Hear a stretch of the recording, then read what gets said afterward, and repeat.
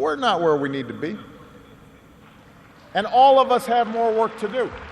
The dream of equal rights for all Americans, whatever their race or color.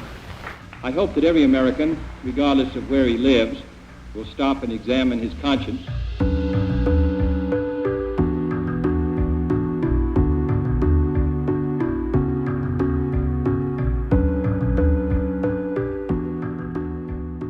The Supreme Court of the United States has decided that separate public educational facilities for the races are inherently unequal and therefore are unconstitutional. Mob rule can not be allowed to override the decisions of our courts.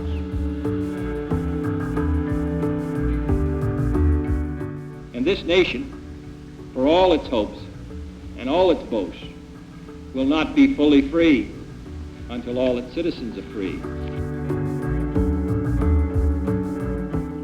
My fellow citizens, we have come now to a time of testing. We must not fail.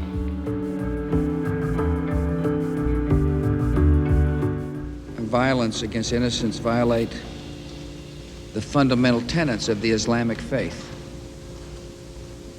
And it's important for my fellow Americans to understand that.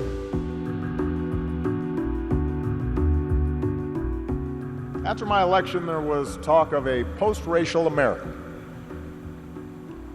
And such a vision, however well intended,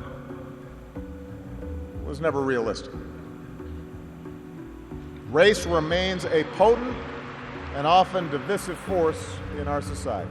It was founded on the principle that all men are created equal. We are all created equal. That all men are created equal, yet many are denied equal treatment. And that the rights of every man are diminished when the rights of one man are threatened. Justice grows out of recognition of ourselves in each other.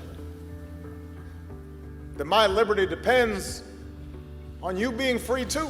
The time has come for Americans of all races and creeds and political beliefs to understand and to respect one another. For too long we've been blind to the way past injustices continue to shape the present. But are we to say to the world, and much more importantly, to each other, that this is a land of the free, except for the Negroes?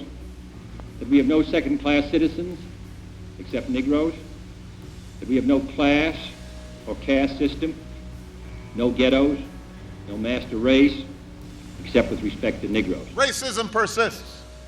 Inequality persists. Let us close the springs of racial poison. Let us pray for wise and understanding hearts. Let us turn away from those who pour venom into our nation's bloodstream. Those who feel like they can intimidate our fellow citizens to take out their anger don't represent the best of America. They represent the worst of humankind. That history can't be a sword to justify injustice or a shield against progress, but must be a manual for how to avoid repeating the mistakes of the past, how to break the cycle, a roadway toward a better world. So let us put an end to the teaching and the preaching of hate and evil and violence. It would be difficult to exaggerate the harm that is being done to the prestige and influence, and indeed to the safety of our nation and the world. We allowed ourselves to slip into a comfortable silence again. Right. Once the eulogies have been delivered, once the TV cameras move on, to go back to business as usual. Right. That's what we so often do.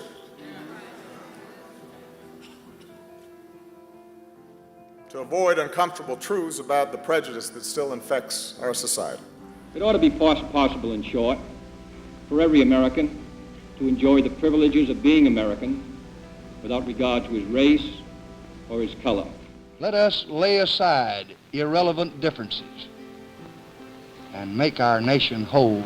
For white Americans, it means acknowledging that the effects of slavery and Jim Crow didn't suddenly vanish in the 60s.